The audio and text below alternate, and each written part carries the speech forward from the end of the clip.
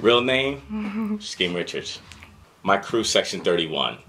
Outside of Rocksteady crew, Section 31 is my DJ / production crew.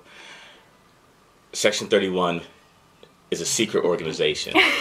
Everybody has these, like, you know, extra names. Yeah. You know, so we're kind of like off the map.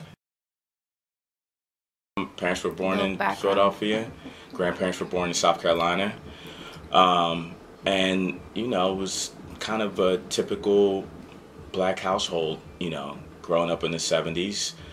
Music was all around, culture was all around, art was all around. You know, it was just a normal, if you know, if that's even real anymore. It was just a normal household. You know, I have two younger sisters, and, you know, it was just Monday through Friday, go to school. You know, Saturdays, get up in the morning, ride your bike, watch Soul Train, watch Kung Fu flicks, go to the movies, watch Kung Fu flicks. So, you know, it was pretty much normal household. Stevie Wonder, the gospel, Michael Jackson, you know, kind of anything that was really relevant during that time. Earth, Wind, and Fire. There was jazz in my house. My mother listened to jazz, but for the most part, it was Stevie Wonder. It was Aretha Franklin. It was Michael Jackson. It was Earth, Wind, and Fire. It was Ray Goodman and Brown. It was just soul artists. Right. It was definitely records. It was definitely records. Honestly, I can't really remember my parents really listening to the radio that much, but they always bought record. In the car, though, we listened to the radio. It's funny because all the radio shows that were relevant in the 70s were still relevant in the 80s. Like, the same DJs were on the radios. Right. Like the WDAS, it was the same, you know, shows going on. 11 o'clock was the Quiet Storm. Representing my... You sound like the Quiet Storm. Hello, my name is Khalid. And, you know, it was just, you know, it was that. So everything was still relevant. There was no hip hop on the radio. It was just pop music, you know. So you had your R&B stations, you had your oldie stations. So, you know, as a kid, you know, I was a good kid. So, you know, it was like whatever you want to do, we're all for.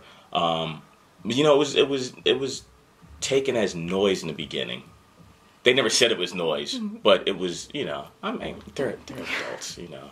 So, you know, I got my first one turntable in the mixer, and I would just cut and scratch all day long. You know, and of course, I'm sure they were tired of it. They never said they were tired of it. They never said, like, cut it off or, you know, whenever I needed something, they were always there. And, you know, it was just something that was around me, so they were kind of used to it. You know, it was like, okay, DJing, okay, we know rap records, and we know, so... It wasn't like it was foreign to them where it was like, what is this? Like, you know, so they were supportive. Very cool. At the Philly Nightlife Awards, and it was, I guess it was for bars and clubs and managers and everything in the industry. And there was 4 DJs nominated, myself, Rich Medina, Lee Jones, and King Britt. I didn't win, but... I voted for you. Thank you. I think it's one of those things where they see people that idolize you or look up to you, and I guess they're like, okay, Skeme's always doing this, or he's involved with this and working with that. And there's a lot of DJs that have come up under the scene that want to be me. I don't really want to say want to be me, but no, I get you know, they want to follow in my footsteps and do, you know, what I do. So I guess they just look at it in that sense, like, okay, these are elders on the scene, where other DJs have come up behind them and kind of wanted to do what they do or be in the lane that they want to be in. So, as far as mentoring, I mean, on the scene, you know, unintentionally, I've mentored pretty much everybody. Right. You know, just the same way Renegade has mentored everybody. You know, they found that they like something I do or style that I do or style of music, and, you know, then it's just like, oh, yeah, I want to play that, or I want to do that, or I saw Skeme take this lane, so I'm going to take that lane as well. So it's unintentionally a mentoring thing, you know. Just organically, not... Yeah, I mean, there's people that I've took under my wings because people took me under their wings when I was younger. I mean, just as far as people like Jam Fu, or my boy DJ Illiterate, Ivansky, like all of these people, I coach, and I let them know you're on the right page. You know, you're really going there. You need to change this, or you need to do that.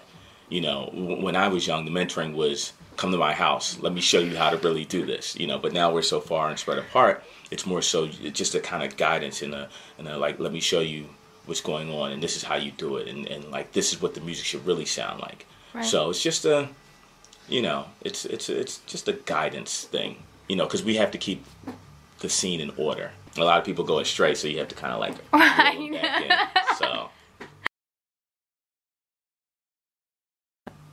that's a good question, because I mean, like I said, that's something I've always done. So it's not even like special to me. It's natural. It's just it's I find somebody and I like what they're doing. I'm like, yo, let's work on this. Let's do this. Like, it's always been that, and I think that's something that I always do.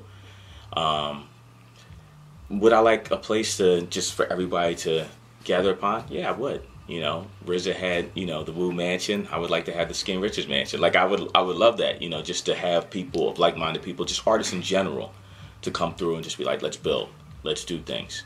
So, you know, but I guess that's why we're at the HipHopHuis right now.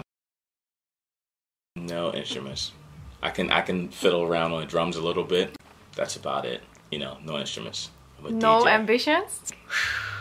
I don't have enough time. Time is at a minimum, you know. So I mean, I would love to. I would love to really learn how to play the bass and like really just go all out.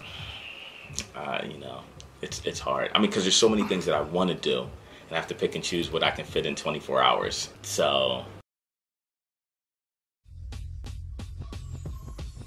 She pulled out my pictures from art school. That was called self-portrait. You have to explain that to me. I wanted y'all to see this because I wanted to show like this one picture that showed how I see music in my mind. You know how people, they say that they can see beats or they can say they see music in their head? This was the exact example. I mean, these are not the exact colors I see in my head, but this is kind of like a 4-bar drum beat. And this is like a...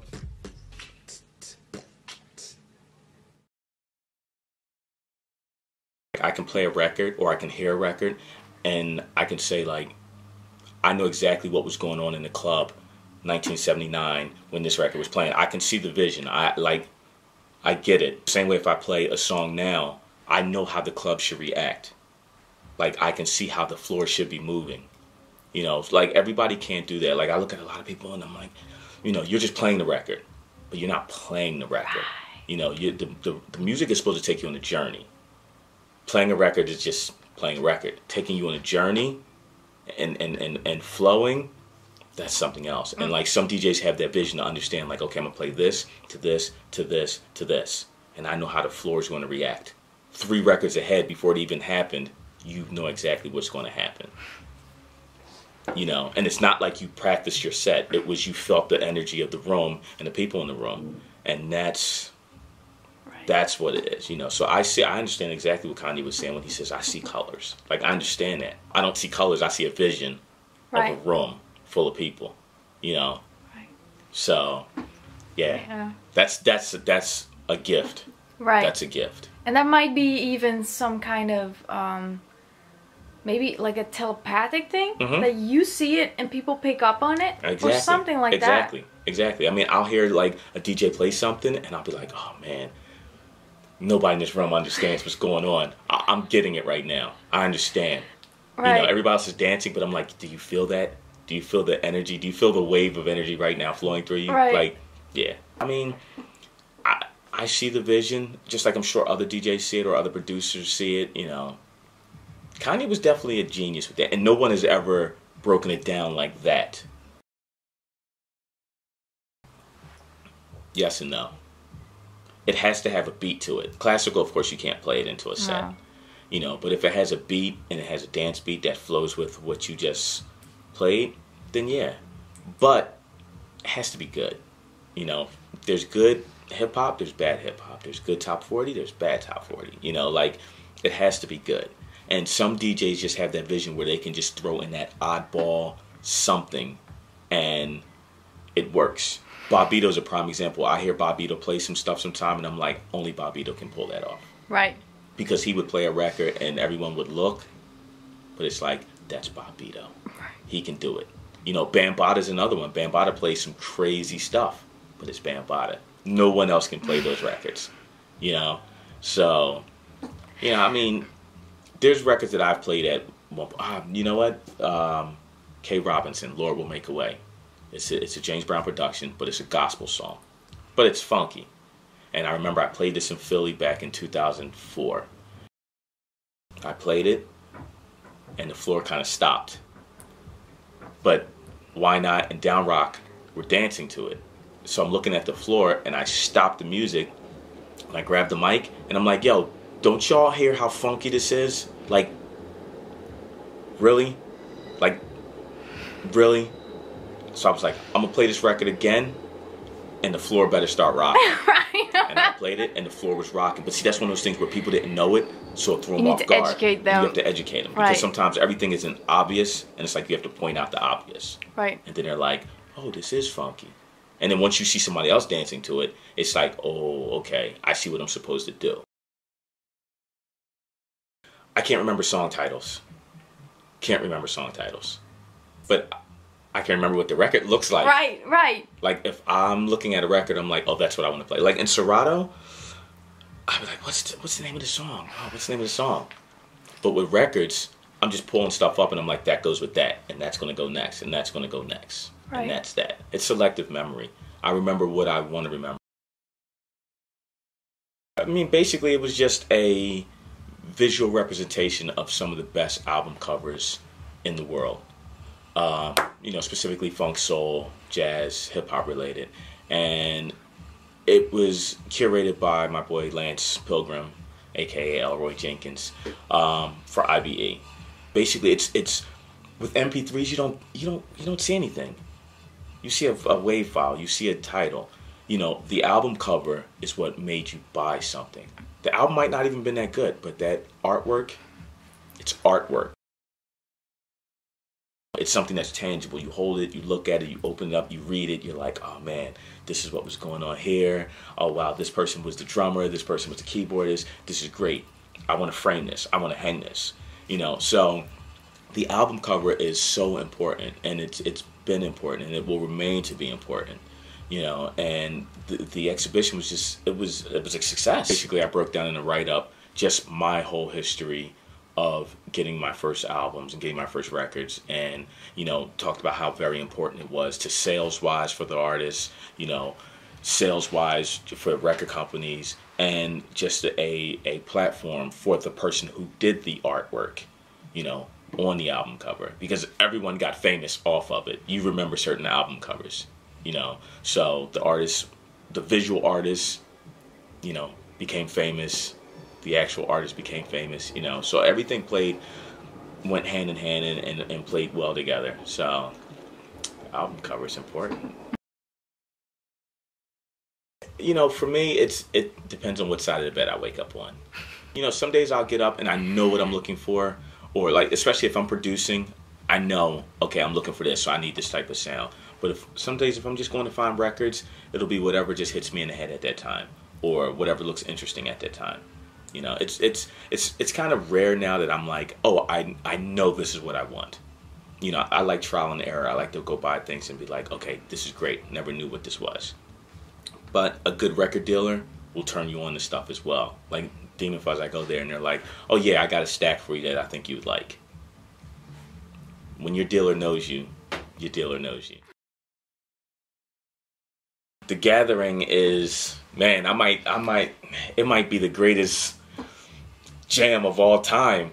The Gathering is an event that goes down every last Thursday of the month in Philly. It's been happening close to 20 years. Yeah, it's been happening close to 20 years. And basically it's a free, or it was a free event. It's like $3 now. You know, whatever. That's free. Yeah, that's free. And basically there's always graffiti writers, DJs, MCs, and B-boys every month. And writers will be doing canvases or whatever pieces. They'll always bring one writer in. There's always a wall for everybody to tag. The floor, there's always poppers. Just like, and it's just dark, and it's the atmosphere. And my boy who was just here in Holland with me, Fox Boogie, he like DJs it. So it's just so dope because Philly B-boys are always raw. There's nothing pretty about it. They're raw. They're always fresh. Sneakers are fresh, but they're just raw. And everyone who used to come to the between 2004 to like 2008, like everyone from out of town would come to Philly and they would be shook because there was really nothing like that going on anywhere else. And you would come to Philly to this dark spot, and the minute an out of towner would come to the circle, you would get jumped on instantly. A lot of people earned their stripes there. And from the Zebra Mob, from Jersey, Rocksteady would come down, Ready to Rock, like all these people from New York, everybody would come to Philly, but it wasn't like a candy store. It was raw. And mad people, a lot of people that was claiming to be really dope came to the gathering and got shown that they weren't really that dope. You know, because there was a lot of unknown people in Philly at that time, and these people that were known were coming to Philly and getting smoked by the people who weren't, you know, those guys. So yeah, the gathering is just a really, really dope event, and you know, it's been going on for like close to 20 years. How many events go on for 20 years? It's every last Thursday of the month. I used to DJ there. When I got put on, a girl named Sarah Green put me on, and I started DJing at the gathering in around 2005. And I did that for a few years, and then kind of just passed it because I was traveling so much. So.